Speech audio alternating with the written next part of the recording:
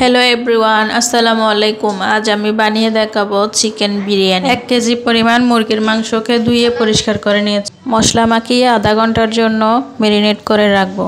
দিয়ে দিলাম মরিচের গুঁড়া, ধনিয়ার গুঁড়া, গরম মশলা, জিরার গুঁড়া, আদা রসুন বাটা, টক দই, লবণ সবকিছু দিয়ে এখন মাখিয়ে এক সাইডে রেখে দেব 30 মিনিটের জন্য।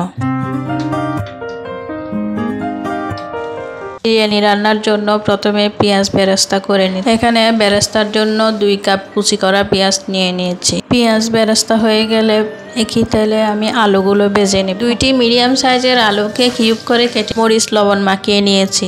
আলুগুলোকে উল্টে পাল্টে লাল করে ভেজে নিব। ম্যারিনেট করা চিকেনের মধ্যে দিয়ে দিলাম পেঁয়াজ বেরেস্তা। ভালোভাবে মাখিয়ে বেরেস্তা আর আলু ভাজা তেলের মধ্যে রান্না করে নেব। পরে থাকা মশলা দিয়ে আজকের বিরিয়ানিটা রেডি করেছি। এভাবে চিকেন বিরিয়ানি রান্না করলে আমার বাসায় সবাই পছন্দ করে। মাংসগুলোকে কয়েক মিনিটের জন্য কষিয়ে নিব। কষানো হয়ে গেলে দিয়ে দিব বেজে রাখা আলুগুলো। মাংস রান্না প্রায় শেষ হয়ে এসেছে। এখন অন্য চুলায় বসিয়ে দিচ্ছি পোলাও। 700 গ্রাম চালকে ধুয়ে পরিষ্কার করে নিয়েছি। আজকে পোলাওটা তেল এবং ঘি দুটাই মিশিয়ে রান্না করব। চালের সাথে আদা রসুন আস্ত গরম মশলা দিয়ে ভালো করে ভেজে নিয়েছি। যতটুকু চাল তার ডাবল পানি মেপে সিদ্ধ করে নিয়েছি। করা পানি দিতে হবে, ঠান্ডা পানি দেওয়া যাবে না। পানিটা শুকিয়ে আসলে দিয়ে দিলাম রান্না করে রাখা মাংস।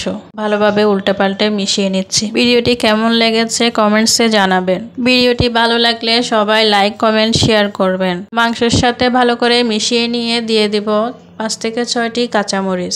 সব শেষে উপর থেকে পেঁয়াজ বেরেস্তা ছিটিয়ে ঘি দিয়ে 15 থেকে 20 মিনিটের জন্য দমে বসিয়ে রাখবো লো ফ্লেমে। ফিরে এলাম 20 মিনিট পরে। আজকের মতো এখানে বিদায় নিচ্ছি। আল্লাহ হাফেজ। দেখা হবে নতুন কোনো রেসিপি নিয়ে।